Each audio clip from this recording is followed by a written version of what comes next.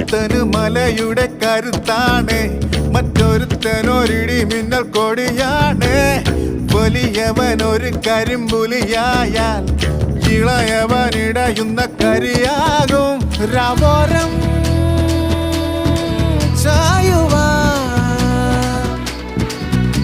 ഒന്നാണേ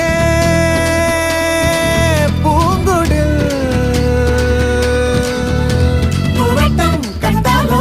തുടരുന്നു കുളമ്പടികൾ.